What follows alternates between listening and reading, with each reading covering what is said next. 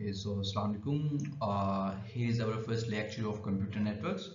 First of all, we have to study about the basics of the computer networks. As we know about what is a network. So, a network is a collection of interconnected devices and systems that communicate with each other to share resources, information or services. हम लोग एक connection बना रहे हैं, हम लोग एक collection of interconnected devices का यूज करते हैं जो आपस में डाटा को शेयर करते हैं, रिसोर्सेज शेयर करते हैं और सर्विसेज शेयर करते हैं। मेरे पास मल्टीपल कंप्यूटर्स अगर आपस में कनेक्ट हैं तो मेरे पास क्या होगा, it's a collection of devices, तो हम लोग उनको एक नेटवर्क बोलेंगे। हम लोग नेटवर्क बनाते क्यों हैं? बेसिकली अगर हम कंप्यूटिंग एंड टेली कम्युनिकेशन की बात करते हैं तो मेरे पास एक नेटवर्क जो होता है ना, मैंने आपको पहले बताया कि ग्रुप ऑफ कंप्यूटर्स होता है, उसमें सर्वर्स होते हैं, राउटर्स होते हैं, स्विचेस होते हैं। ये क्या होते हैं ये थोड़ा सा हम आगे जाकर पढ़ेंगे।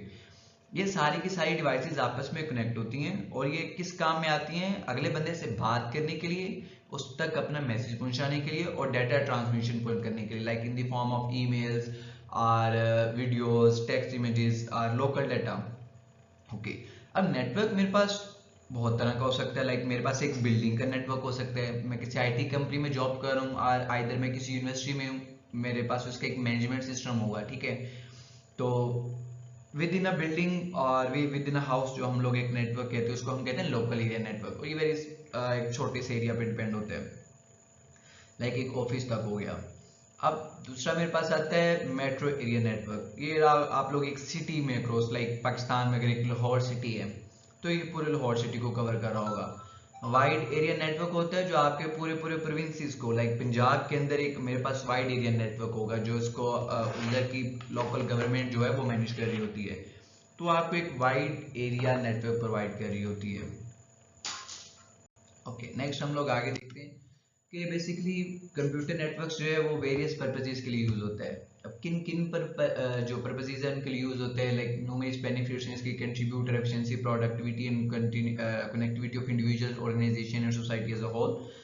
अब जिसके मेजर यूजेस है ना, जो वाइडली यूजेस हैं, उसमें ये कि अपने रिसोर्स शेयर करने के लिए, लाइक प्रिंटर्स का आपने देखा होगा लैब के अंदर ना एक प्रिंटर के साथ मल्टीपल कंप्यूटर्स कनेक्ट होते हैं, तो वो प्रिंटर सबको अपनी अपनी सर्विसेज प्रोवाइड कर रहा होता है, सबके प्रिंट आउट निकाल के दे रहा होता है, तो वो एक नेटवर्क क्रिएट हुआ होता है। फिर कम्युनिकेशन में, डाटा ट्रांसफर करने में, रिमोट एक्सेस में, कोस्ट सेविंग होता है, ये स्केलेबिलिटी इसकी होती है, प्रोडक्टिविटी को इम्प्रूव करता है और ये ग्लोबल कनेक्टिविटी हम हमें प्रोवाइड करते हैं, ठीक है। अब लाइक ये मेरे पास एक नेटवर्क है जो मैं एज एन एग्जांपल आपको समझाता हूँ, फाइल शेयरिंग के साथ हम लोग प्रिंट आउट ले रहे हैं, तो ये भी एक नेटवर्क का पार्ट होता है। सेकेंड चीज हमारे पास आती है स्नीकर नेट। क्या होता है? अब स्नीकर नेट है फिजिकल, आप इसको कह लेंगे किसी भी डिवाइस के साथ जब मैं डाटा ट्रांसफर करता हूँ इलेक्ट्रॉनिक इंफॉर्मेशन, तो मेरे पास स्नीकर नेट होगा। स्नीकर नेट आप हम लोग अपनी डेली लाइफ के अंदर यूज करते हैं। मेरे पास फ्लॉपी डिस्क होगी, यूएसबी डिवाइसेस होगी, ऑप्टिकल डिस्क होगी, हार्ड ड्राइव्स होगी हैं। तो फिजिकल डिवाइस कोई भी जो आपका इलेक्ट्रॉनिक डाटा ट्रांसफर करने में आपकी हेल्प आउट कर रहे हैं, हम उसको स्नीकर नेट कहते हैं।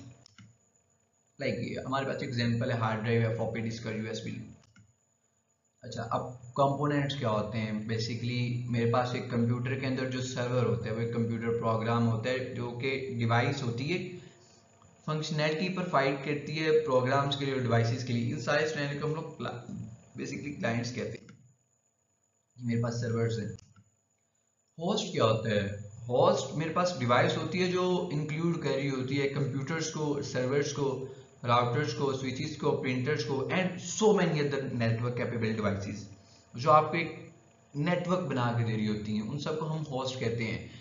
अब होस्ट का पहला काम तो होता है कम्युनिकेशन करना एज एन क्लाइंट, और उसको उस कम्युनिकेशन के आंसर में उसको रिस्पॉन्ड करना, जिसको हम कहते हैं as an request as an server.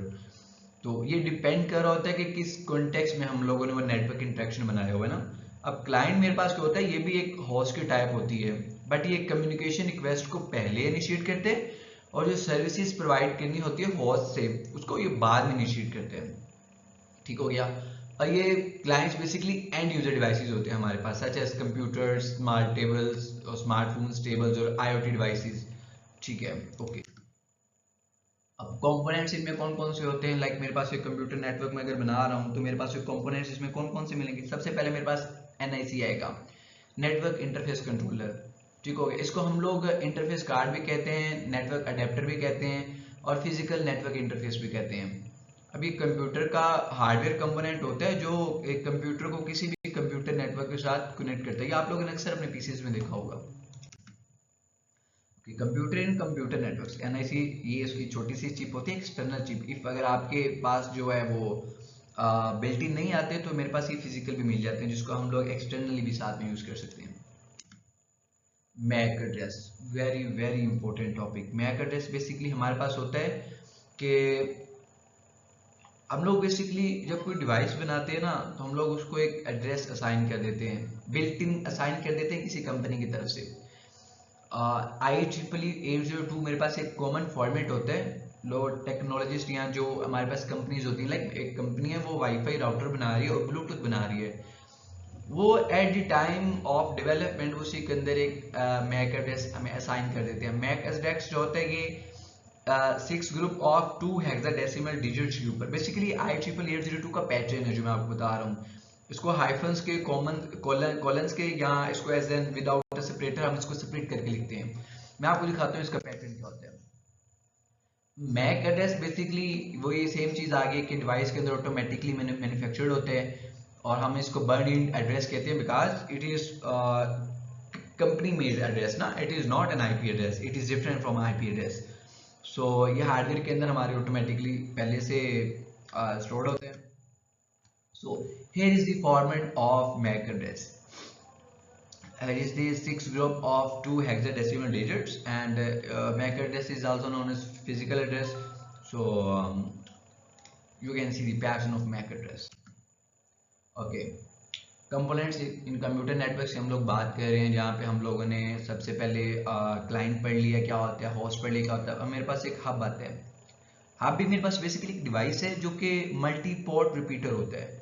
ये होस्ट को एक लाइन सेगमेंट के साथ कनेक्ट करते हैं, और उसकी जो लो थ्रू आउटपुट होती है वो नियरली यूज होती है।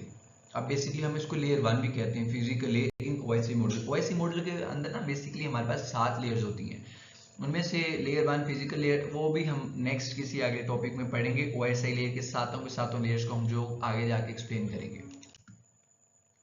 ये लाइक मेरे पास एक हब क्रिएट हुआ है, मैंने एक यहाँ पे 2 हब लिए हैं, एक हब को अगले हब के साथ कनेक्ट किया हुआ है, उसके साथ 4 डिफरेंट पीसीज कनेक्ट किए हुए हैं, और इनके सर्वर कंप्यूटर मैंने ई को बनाया हुआ है। तो it's an form of computer hub. ये देखिए लाइक यहाँ पे मेरे पास जो सेंडर एड्रेस है वो ए है, और जो मेरे पास उसको डेस्टिनेशन एड्रेस है वो सी है। तो लाइक इफ अगर जो ए है वो मैसेज सेंड कर रहा है तो वो सी रिसीव करेगा, बी और डी उसको रिसीव नहीं कर सकते। ओके। अब स्विच मेरे पास क्या होता है, it's also in component of computer networks. तो स्विच मेरे पास एक it's like in hub. Okay, but ये मल्टी पोर्ट होता है, और ये स्विचेस जो होते हैं ये हब से ज़्यादा फास्टर होते हैं, बिकॉज इनमें वायर इन्वॉल्व हो जाती है। तो वायरिंग स्पीड जो भी होगी, जो वायर के थ्रू डाटा ट्रांसफर होगा वो ऑटोमेटिकली फास्ट होगा। तो स्विच मेरे पास लेयर 2 में आती है, जिसको हम लोग डेटा लिंक लेयर आते हैं। ये लेयर भी हम लोग नेक्स्ट आगे जाकर पढ़ेंगे। और switches also work in layer 3, जो कि मेरे पास नेटवर्क लेयर होती है। ओके, तो some switches can also forward data as the network layer 3 by additionally incorporating routing functionalities. Such switches are commonly known as layer 3 switches or multi-layer switches. So ये मेरे पास एक Cisco 3550 की एक diagram पड़ी है। ये बेसिकली मेरे पास एक स्विच है जो कि राउटिंग को सपोर्ट करता है। तो स्विचेस भी मेरे पास डिफरेंट काइंड्स के होते हैं, जो कि हम लोग अपने नेटवर्क के अकॉर्डिंगली चूज कर रहे होते हैं। राउटर क्या होता है मेरे पास, अब राउटर जो है वो 3rd लेयर में पाया जाता है, जिसको हम लोग नेटवर्क लेयर कहते हैं। ये बेसिकली राउटिंग डेस्टिनेशंस और डाटा ट्रांसमिशन सेंड करता है फ्रॉम रिमोट डेस्टिनेशंस। लाइक मेरा एक राउटर 2 या 2 से ज़्यादा डिफरेंट आईपी एड्रेस के साथ कनेक्टेड है। जब मैं डाटा पैकेट सेंड करता हूँ किसी भी एक लाइन से, तो जो मेरा राउटर है वो उसकी डेस्टिनेशन डिसाइड करता है कि इसने किस रूट को फॉलो करते हुए अपनी डेस्टिनेशन तक अपना कंटेंट जो है वो रीच आउट करवाना है। सो ये सारा काम राउटर कर रहा होता है। राउटर की अगर आप एग्जांपल देखें कि मेरे पास 2 सिस्टम्स हैं, ये उनको आईपी एड्रेस असाइन किए हुए हैं सारे। मेरे पास एक हब है जो कि एक स्विच से कनेक्ट है, और स्विच आगे फिर एक और हब से कनेक्ट है, फिर वो आगे 2 मेरे पास डिफरेंट सिस्टम्स के साथ कनेक्ट है। तो ये मेरे पास एक पूरा स्विचेस राउटर हब बन रहा है। ये आगे मेरे पास के कंपोनेंट्स लैन वायर, वही आगे जो हम बात की है कि लैन वायर एक इंटरकनेक्टेड कंप्यूटर होते हैं, नेटवर्क होते हैं जो कि लिमिटेड एरिया के अंदर होता है, लाइक किसी स्कूल का, लेबोरेटरी का, यूनिवर्सिटी कैंपस का, ऑफिस बिल्डिंग का। इसके अंदर बेसिकली हम लोग ईथरनेट और वाईफाई जो है वो ज़्यादा यूज़ कर रहे होते हैं फॉर द डाटा ट्रांसमिशन।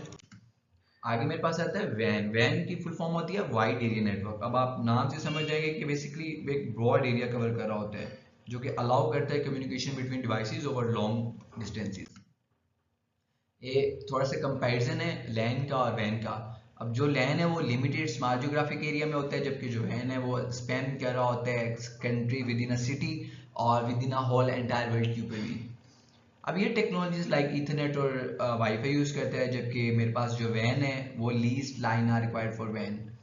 ये high transmission speed in LAN होती है बिकॉज इसमें वायरिंग इन्वॉल्व होती है, और ये डायरेक्ट वायर के थ्रू डाटा ट्रांसमिट कर रहा होता है तो इसकी स्पीड ज़्यादा होती है। जबकि वैन के अंदर ये वो वाईफाई राउटर्स और स्विचेस यूज कर रहा होता है for the signal transmission, that wise की स्पीड जनरली थोड़ी सी स्लो होती है।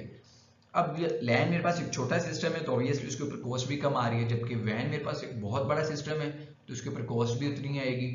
लैन जो है वो मेरे पास स्विचेस और हब के साथ एक सिंपल डिवाइस के साथ बना होता है और इसको अंडरस्टैंड करना इजी होता है बिकॉज सिस्टम छोटा है तो उसके अंदर जो प्रॉब्लम्स आएंगे उनको आइडेंटिफाई करना इजी हो जाएगा। जबकि वैन में है कि ये राउटर और गेटवे से बना होता है फर्स्ट ऑफ ऑल, तो इसमें आईपी असाइनिंग में आपको बड़ी डिफिकल्टीज होंगी बिकॉज आप मल्टीपल आईपी असाइनिंग को हैंडल कर रहे होंगे, और अगर इसमें कोई हल्की सी भी प्रॉब्लम आती है तो आप उसको फाइंड आउट करने में बहुत ज़्यादा टाइम लगेगा बिकॉज एक बहुत वास्ट नेटवर्क होता है।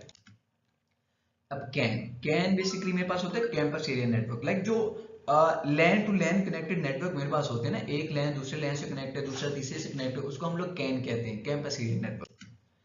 अब फायरवॉल मेरे पास होता है कि बेसिकली एक कॉम्बिनेशन ऑफ सॉफ्टवेयर होते हैं और हार्डवेयर का जो प्रोटेक्ट कर रहा होता है यूजर को किसी भी अनएथिकल वर्ड से जो कि आपके सिस्टम को अफेक्ट कर सकते हैं, आपके विंडोज को इफेक्ट कर सकते हैं।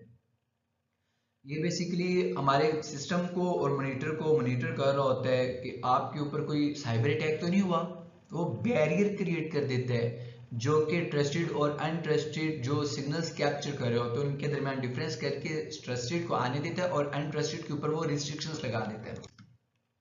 आईडीएस आईडीएस एक कंपोनेंट होता है मेरे पास जिसको हम लोग कहते हैं इंट्रूसिव डिटेक्टिव सिस्टम। ये डिवाइस और होती है और एप्लीकेशन इसकी होती है जो मॉनिटर कर रही होती है नेटवर्क में किसी भी मलिशियस एक्टिविटी को और पॉलिसी वायलेशन को। और इसका काम होता है कि बेसिकली ये हमारा जो सेंट्रल सिस्टम होता है सिक्योरिटी इंफॉर्मेशन का, ये इसको हैंडल करता है। इसी तरह से मेरे पास आईपीएस होता है जिसको हम लोग इंट्रूसिव प्रेजर्वेशन सिस्टम कहते हैं। अब जो मेरे पास आईडीएस है बेसिकली उसका काम था प्रॉब्लम को डिटेक्ट करना। आईपीएस का काम होता है जो प्रॉब्लम डिटेक्ट हुई है, जो एल्यूमिनियम क्रिएट हुआ है उसको आप लोगों ने उससे प्रोटेक्ट करना अपने सिस्टम को। प्रोटेक्शन का काम आईपीएस का और डिटेक्शन का काम आईडीएस का। तो ये वही काम करता है कि आपके अंदर कोई इंफॉर्मेशन इस तरह की मलिशियस एक्टिविटी होती है उसको ब्लॉक करता है, स्टॉप करता है और उस चीज को रिपोर्ट करता है। ये मेरे पास एक नेटवर्क डायग्राम बनी हुई है तो आपने इसको अच्छे से अंडरस्टैंड कर लिया। अच्छा, अब टोपोलॉजीज मेरे पास असल में वीडियो काफ़ी लेंथी हो गई है तो मैं इसको जल्दी से वाइंड अप करता हूँ कि मेरे पास टोपोलॉजीज होती हैं। Topologies are the different forms of network. Physical topology में हम लोग जस्ट क्या कहते हैं कि हम लोग इस चीज़ को स्टडी करते हैं कि मेरे पास नेटवर्क किस तरह का दिखाई दे रहे हैं और डिवाइसेस कौन कौन सी आपस में कनेक्ट हैं। जबकि लॉजिकल टोपोलॉजीज के अंदर हम उनके डाटा सिग्नल्स को देख रहे होते हैं कि वो लाइक किस रूट के थ्रू एक पूरा नेटवर्क क्रिएट कर रहे हैं। फिजिकल में वायरिंग देखते हैं, लॉजिकल में हम लोग उसके IP address, MAC address, each and everything को चेक कर रहे होते हैं। ये मेरे पास एक full and half duplex basically दो कंपोनेंट्स होते हैं। इफ यू आर सीइंग, अगर हम ये वॉकी टॉकी हमें मिलती होती है तो आपको पता है एट अ टाइम जस्ट एक पर्सन आप बोल सकता था, अगला सुन सकता था, दोनों पर्सन एट एन टाइम नहीं बोल सकते थे। इसको हम कहते हैं हाफ डुप्लेक्स नेटवर्क सिस्टम। जबकि फुल डुप्लेक्स में if we are using phone call so any person from any time can talk and we can hear it. So ये मल्टी डायमेंशनल से जब हम लोग एक सिग्नल्स की कैचिंग और उसको थ्रू आउट कर सकते हैं तो हम लोग उसको कहते हैं full duplex computer network. Bus topology क्या होता है? Bus topology basically directly connected to a common half duplex link is called a bus. अब जो होस्ट होता है मेरे पास बस नेटवर्क का उसको हम लोग स्टेशन कहते हैं, ठीक हो गया। अब इसका काम क्या होता है कि बेसिकली हर स्टेशन के ऊपर ये इक्वल ट्रांसमिशन प्रायोरिटी प्रोवाइड कर रहा होता है। ये signal network segments and clear domains को फॉर्म करते हैं। अब क्लियर डोमेन्स क्या होती हैं ये भी हम आगे जाकर पढ़ेंगे। जो नॉट करते हैं शेयर दी बस, और मीडियम यूज का होता है like carrier, sense, multiple access, जिसको हम लोग CSMA भी कहते हैं और बस मीटर भी कहते हैं। सो ये सारी टेक्नोलॉजीज बस टोपोलॉजी के अंदर आती हैं। ये बस टोपोलॉजी के हमारे पास एक एग्जांपल है कि इफ मैं सिग्नल कोई भी सेंड करता हूँ तो बस टोपोलॉजी के साथ कनेक्टेड कोई भी सिस्टम उस वाली इंफॉर्मेशन को एक्सेप्ट कर सकते हैं।